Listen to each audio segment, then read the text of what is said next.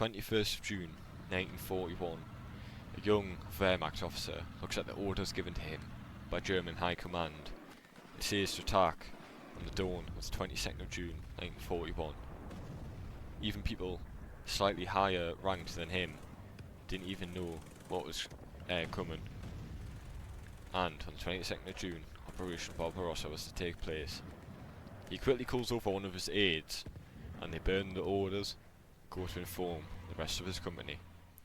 Hello and welcome to the Are You Bored Yet podcast. I am your host Harry. I'm joined by my good friend and other host Louis, and on today's episode we are talking about When Hitler Strikes East. Cling to my baby, and she clings to me. We talk of the future, but what do we see? There's a mushroom cloud that hangs in the way. Tomorrow looks black, so we live for the day. Peace, peace, peace, where did you go? Oh, peace, peace, peace, where did you go? So then, Operation Barbarossa, the largest invasion in human history. Over 3 million troops were used, more specifically 3.8 million troops were used. The aim was to conquer all of the Western Soviet Union on a 2,900 kilometre front line, which is insane for a front line. They planned to, I apologise for this pronunciation, the Archangelsk line, which was a line drawn up by German High Command, if you look to my mouse from there, past Stalingrad to the Caspian Sea. So then, during the initial onset of Operation Barbarossa from 22nd of June to the 5th of December, there was 8 million civilian and military deaths at the end of that campaign. And more notably, the poor decision making by the Soviets on the initial onslaught of the German invasion. Why they fought so poorly. So first things first, let's talk about the German army groups. So then, you had Army Group North under Field Marshal Ritter von Leeb. You had Army Group South under the famous Gerd von Rundstedt and, more notably, his Chief of Staff, Erich von Manstein. Moving on to Army Group Centre under Field Marshal Theodor von Bock. His army group was the most well supplied, had the best equipment, the best troops. He had 34 infantry divisions, 9 armoured divisions, 6 motorised divisions plus 2 reserve, and 1 cavalry division, which is insane for an invasion.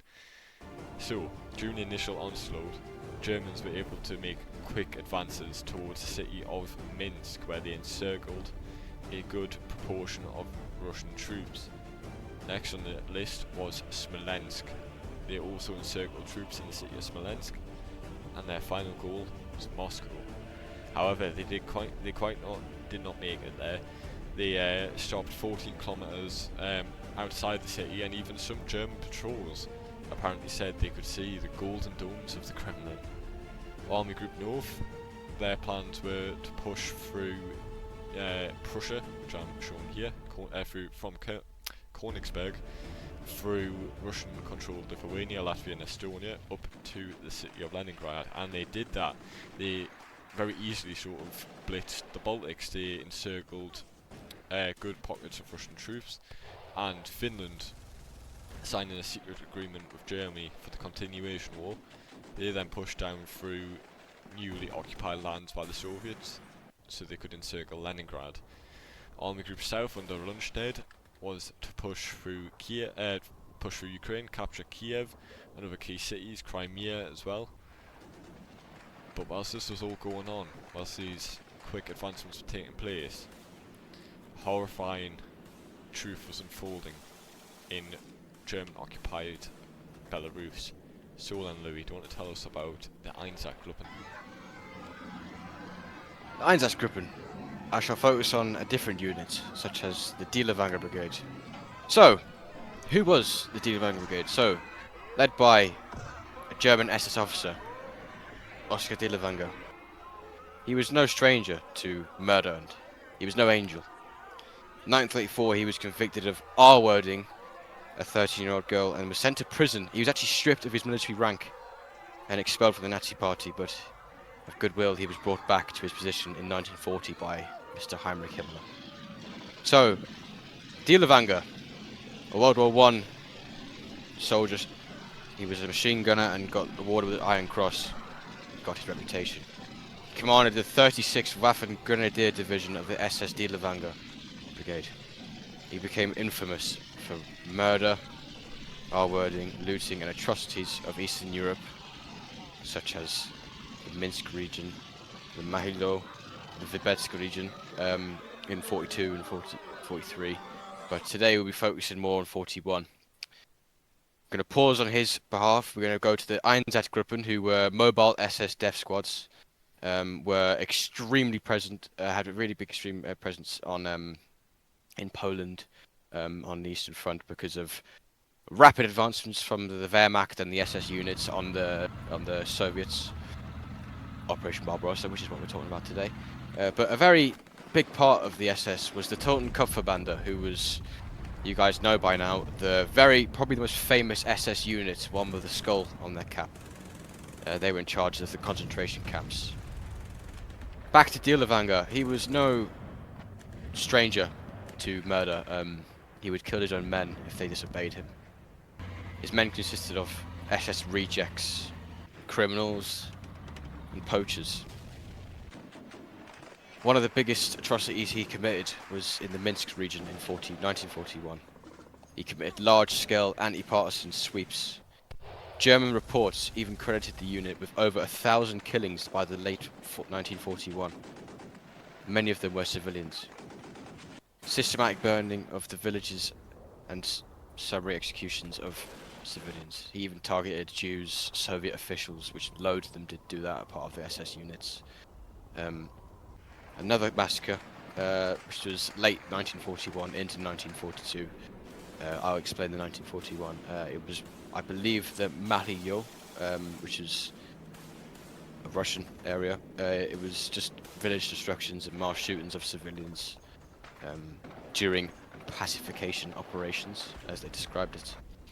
This also included civilians being killed by Einsatzgruppen death squads, as with Die Levanger, killing children, civilians.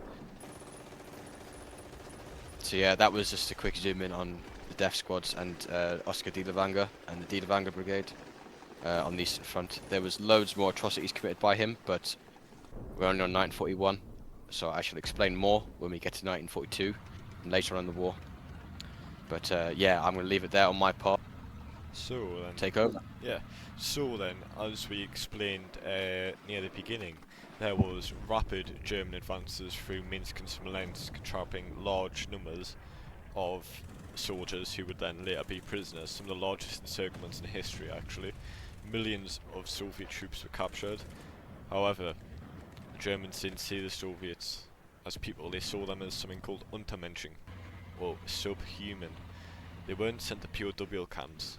They were sent to concentration camps, or even so, some of them were executed as well. So a lot of atrocities were committed in the Soviet Union in 1941 alone. But Barbarossa ended on the 5th of December 1941, with the Germans getting bogged down just before they reached Moscow. However, on our next episode, we shall discuss the 1942 spring offensive through the rest of Ukraine and their push to the Caucasus. And we'll also discuss the famous Battle of Kursk. I would like to thank you for watching our episode on Operation Barbarossa. Stay tuned for upcoming episodes. Cling to my baby, and she clings to me.